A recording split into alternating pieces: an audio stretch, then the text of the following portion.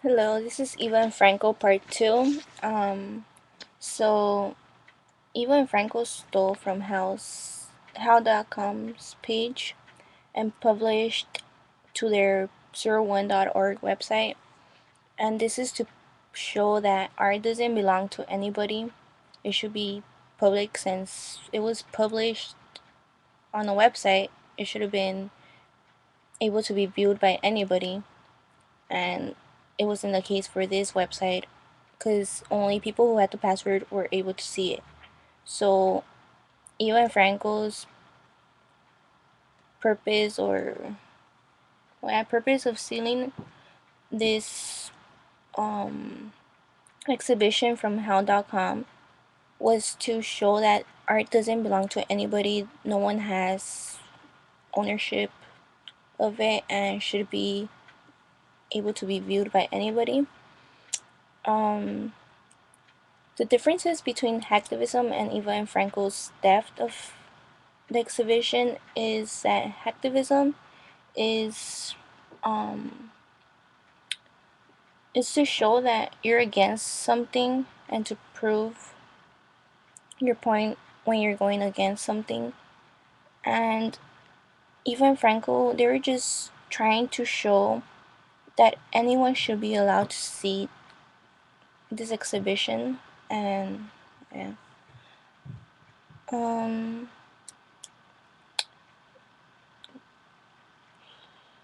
the even Franco's Nike swoosh in Vienna um was to prove, I guess, or yeah, like how Nike is um I guess a big corporation that thinks that they have like so much power, I guess, and could do anything.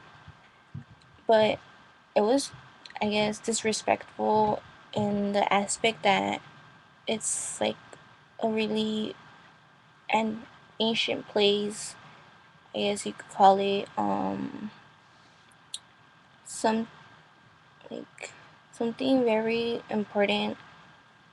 And I don't know, it was just disrespectful because they just went in there and placed it, and yeah, it was a piece of art, but still, you can't just be disrespectful and just go in there and place something without anybody's consent or permission or anything like that. So I I think that was something very disrespectful because yeah, even though it was a form of art and something that they were trying to prove, how Nike is and whatnot, um, it was still offensive and disrespectful. So yeah,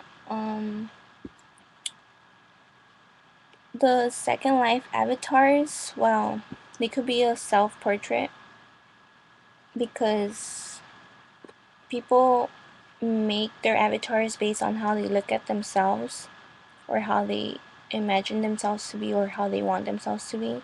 So they're putting a little of themselves into them.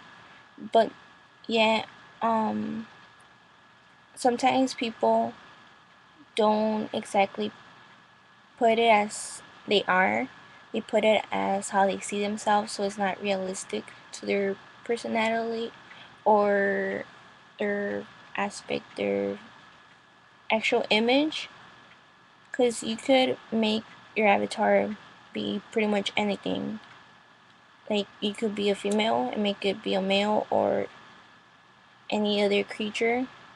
So that's not pretty much being portraying who you are through an avatar. But there's some aspects of it that, yeah, you're gonna put certain aspects that are truly your own, not what you think you look like or you want to be like. So it varies, I guess. Um, so in the synthetic performances, people are able to interact in them but it's not real. It's something you could just see, but it's not real. It's virtually there. So um so it's not the same thing as actually being there physically and just being there as, I guess, in your mind, you could say it. um and then I think it's differently when the participants actually know the historical precedence of it. When it's somebody totally who doesn't know anything about it, it's gonna, of course, it's gonna be different because people are just like, oh, they have no clue what it's about. So they just think it's like, oh, something else, when in reality it could have a different meaning because of the historical precedent or whatnot. So yeah, it's different from someone who knows like the background of it, from someone who totally has no clue of what it is. They just interpret it as something that is totally not it. Um, I think that Eva and Franco's art is about trying to prove that art doesn't belong to anybody. Um, that it should be shared with everybody. Um, that anyone should have access to it, pretty much.